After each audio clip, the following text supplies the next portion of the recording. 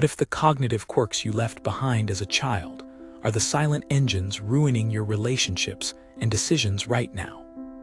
Maya always thought adulthood meant leaving childish blind spots behind.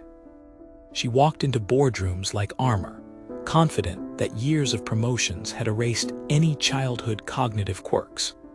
Then a single line from a frustrated colleague cracked that armor. "You act like we are all seeing the world the way you do."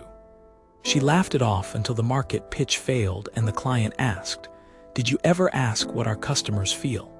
Her chest tightened. The thought that she, an expert, might be missing something felt like vertigo. That night she stumbled into a book on Piaget, expecting theories about children.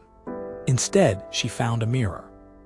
Piaget had named patterns egocentrism, centration, failure to decenter, that looked alarmingly familiar in adult suits and corner offices. She read about the child's belief that everyone shares the same view, and realized she had been assuming shared knowledge, projecting her certainty like a spotlight that blinded others. She remembered a negotiation where she refused to move because the first anchor felt fair to her, not because it was fair to the other party. The revelation hit: adult egocentrism is not childish immaturity. It is a silent engine that powers stubbornness, miscommunication, and bad decisions. She started small. In her next meeting, she practiced a ritual borrowed from Stoics' pause breath and asked the exact question she feared: "Help me see what you see." The room shifted. People leaned forward, surprised by permission to be different.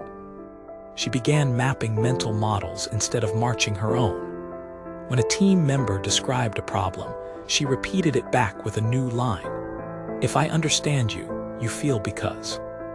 The kicker was watching defenses lower, the knot in her own throat loosen, and ideas recombine into better solutions.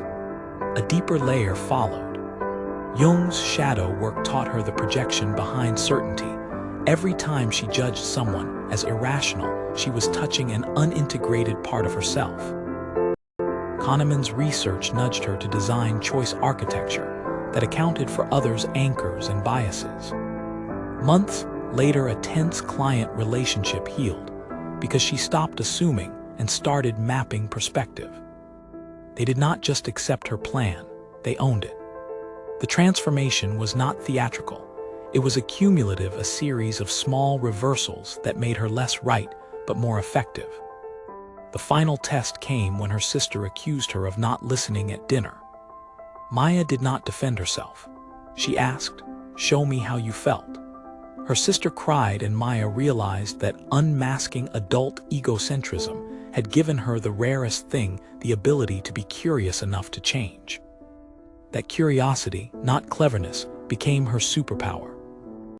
She kept a tiny notebook and tracked 3 simple moves: ask one open question, reflect the other's feeling, and postpone a decision for 30 seconds. These micro-habits rewired meetings, quieted defenses, and turned arguments into experiments. Colleagues began mirroring her technique without knowing why. Clients called it the rare honest meeting.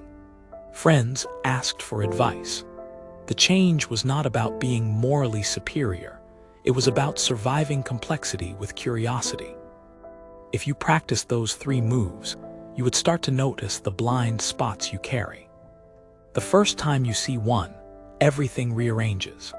Subscribe for weekly stories that change how you see yourself and the world, where ancient wisdom meets modern psychology through unforgettable narratives.